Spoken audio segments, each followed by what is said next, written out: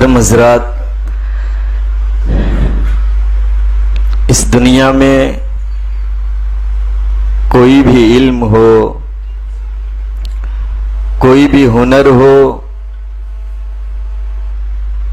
اس کو سیکھنے کے لیے اس کے ماہرین سے رابطہ کرنا پڑتا ہے، اس کے در کے چکر لگانے پڑتے ہیں، سالوں اس کے ساتھ رہنا پڑتا ہے، تب جا کر آدمی اس ماہرین فن سے کچھ چیزیں حاصل کر پاتا ہے اور کچھ سیکھ پاتا ہے۔ آج یوٹیوب پر سینکڑوں ویڈیوز ہیں جس میں بتایا گیا ہے کہ کار کیسے چلانا ہے۔ اگر ہم میں سے کوئی شخص کار چلانے کے لیے وہ ویڈیو کو 10 بار دیکھے اور جا کر کار چلانا شروع کر دے تو انجام کیا ہوگا؟ وہ خود مرے گا یا کسی کو مارے گا؟ وہ کار چلانا ہے تو اس کو سیکھنے کے لیے کسی اچھے ڈرائیور کی صحبت میں رہنا پڑتا ہے،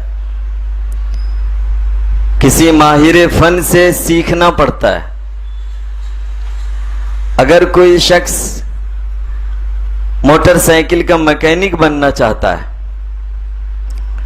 اور وہ ویڈیوز دیکھ لے کہ کس کس طریقے سے کس نٹ کو لگایا جاتا ہے، مشین کو سیٹ کیا جاتا ہے، اور وہ کسی سے پوچھے بغیر اور سیکھے بغیر جا کر وہ کام کرنا شروع کر دے تو پھر انجام تباہی، بربادی اور نقصان کے علاوہ کچھ ہاتھ نہیں آئے گا۔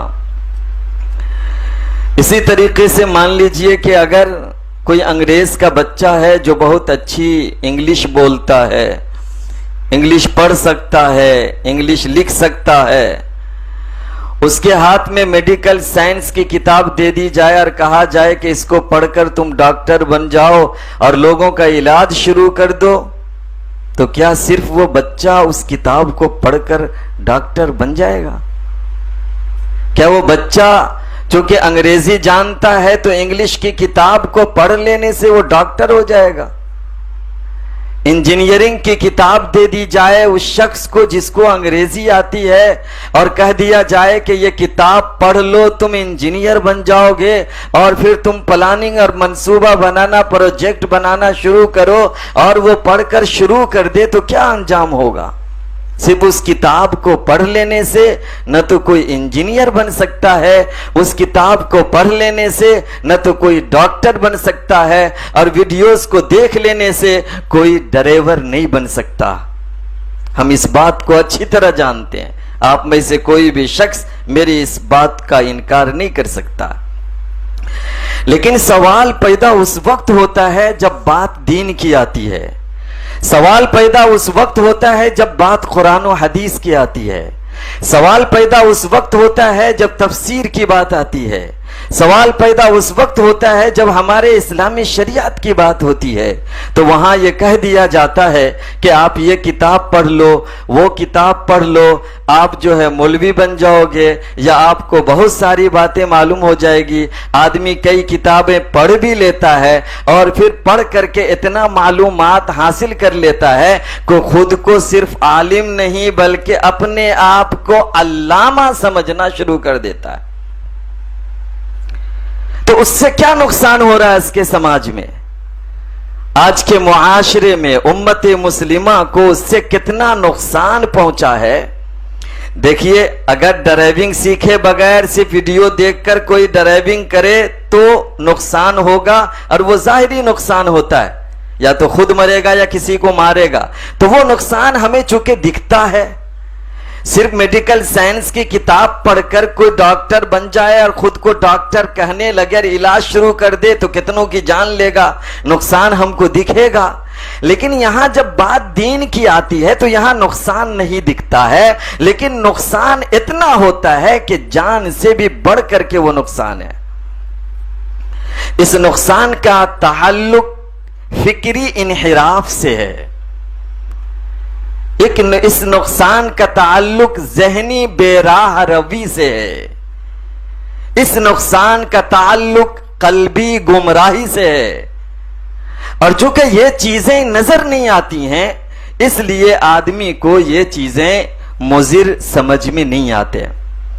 اس لیے آج میں آپ کے سامنے میں ہمارے اسلاف کا جو طریقہ رہا ہے، وہ اسلاف جن کا نام ہم ادب و احترام سے لیتے ہیں، وہ اسلاف جن کا نام ہم بڑی محبت اور عقیدت سے لیتے ہیں، ان لوگوں کا اس تعلق سے کیا کہنا ہے؟ وہ لوگ بغیر استاذ کے علم حاصل کرنے کو کتنا بڑا نقصان کہتے ہیں، بغیر استاذ کے علم حاصل کرنے کی حیثیت ان کے نزدیک کیا ہے، اس کو میں بتلانے کے لیے ہم اپنے چند علماء، چند اسلاف کی کچھ باتیں آپ کے سامنے نقل کرنا مناسب سمجھتے ہیں۔ لیکن اس سے پہلے ہم قرآن مجید پر نظر دوڑاتے ہیں۔ قرآن جو ہدایت کی کتاب ہے، اللہ تعالیٰ نے کہا الف لام میم ذالک الکتاب لا ریب فیہ ھدی للمتقین، دوسری جگہ فرمایا شہر رمضان الذی انزل فیہ القرآن ھدی للناس، یہاں کہا کہ لوگوں کے لیے ہدایت ہے۔ ان ھذا القرآن یہدی للتی ہی اقوم، کہا اللہ تبارک و تعالیٰ نے۔ اللہ تعالیٰ نے جس قرآن کو جب نازل کیا تو صرف قرآن نازل کر کے لوگوں کو یوں ہی نہیں چھوڑ دیا، بلکہ اس قرآن سے ہدایت کیسے حاصل ہوگی، اس قرآن کو لوگ کیسے سمجھیں گے، اس کے لیے، اس کو سکھانے کے لیے اللہ تبارک و تعالیٰ نے حضرت محمد مصطفیٰ صلی اللہ علیہ وسلم کو بھیجا۔ ہدایت کے لیے دونوں شرطیں ہیں، کتاب اللہ، رجال اللہ۔ کتاب اللہ، اللہ کی کتاب، رجال اللہ، وہ اللہ والے جو اس کتاب کو سمجھا سکیں، لوگوں کو بتا سکیں۔ قرآن کیا کہتا ہے؟ قرآن کہتا ہے، اللہ تبارک و تعالیٰ نے ارشاد فرمایا وَأَنزَلْنَا إِلَيْكَ الْكِتَابَ بِالْحَقِّ لِتَحْكُمَ بَيْنَ النَّاسِ بِمَا أَرَاكَ اللَّهُ۔ اللہ تعالیٰ فرماتا ہے کہ ہم نے آپ کی طرف کتاب کو نازل کیا ہے حق کے ساتھ، اور نازل کیوں کیا ہے؟ تاکہ آپ لوگوں کے درمیان فیصلہ کریں، لوگوں کے درمیان فیصلہ کریں اس کے مطابق جو اللہ نے آپ کو سمجھایا، اللہ نے نبی کو سمجھایا۔ جب قرآن ہدایت کے لیے نازل ہوئی ہے تو پھر اللہ نے نبی کو کیا سمجھایا؟ بما اراک اللہ۔ بہت ساری چیزیں ایسی ہیں، بہت سارے علم ایسی ہیں جو صرف کتاب میں نہیں، وہ سینہ بسینہ منتقل ہوتی ہے۔ وہ رجال اللہ کو اللہ تبارک و تعالی الہامی طور پر عطا کرتا ہے، انبیاء علیہ السلام کو وحی کے طور پر عطا کرتا ہے، انبیاء کو اللہ تبارک و تعالی کرامات کے معجزات کے طور پر عطا کرتا ہے، اور وہ سینہ بسینہ منتقل ہوتا رہتا ہے، وہ کتاب میں نہیں آتے۔ علم کتابوں میں لکھے ہوئے تحریر کے نام صرف نہیں ہیں۔ امام بخاری رحمت اللہ علیہ نے بخاری شریف کے کتاب العلم میں قیامت کی علامت کو بیان کرتے ہوئے رسول اللہ صلی اللہ علیہ وسلم کے اس حدیث کو بیان کیا ہے کہ قیامت قریب ہوگی تو اللہ تبارک و تعالی علم اٹھا لے گا، مولانا علم اٹھا لے گا۔ اب دنیا والے سمجھتے ہیں کہ علم ان کتابوں میں ہے، علم ان لائبریریوں میں ہے، تو ہونا یہ چاہیے تھا کہ اللہ تعالیٰ قیامت کے قریب ساری کتابوں کو اٹھا لیتا، ساری لائبریریاں ختم ہو جاتی، دنیا میں کہیں کوئی کتاب نہیں رہتی، علم اٹھ جاتا۔ رسول اللہ صلی اللہ علیہ وسلم نے ایسا نہیں فرمایا۔ رسول اللہ صلی اللہ علیہ وسلم نے فرمایا کہ علم کو اٹھایا کس طرح جائے گا؟ رسول اللہ صلی اللہ علیہ وسلم نے کہا کہ علماء کو اٹھا لیا جائے گا جس کے سینے میں وہ علم محفوظ تھا۔ جب سارا علم کتابوں میں محفوظ ہے تو علماء کے سینے میں کس علم کی بات کر رہے ہیں رسول اللہ صلی اللہ علیہ وسلم؟ آپ صلی اللہ علیہ وسلم کس علم کی بات کر رہے ہیں؟ علماء کو اٹھا لیا جائے گا. یعنی وہ علم جو سینہ بسینہ منتقل ہوتا آ رہا ہے وہ علم اٹھا لیا جائے گا. کتابیں تو رہیں گی, لائبریریاں رہیں گی, کروڑوں کی تعداد میں کتابیں رہیں گی ہر موضوع پر, لیکن وہ علماء نہیں رہیں گے جس علماء کے سینے بسینے وہ علم آ رہا تھا. تو پھر کیا ہوگا؟ رسول اللہ صلی اللہ علیہ وسلم نے فرمایا علماء کو اٹھا لیا جائے گا, اور پھر کیا ہوگا؟ علماء کے ذریعے علم خود بخود اٹھتا چلا جائے گا.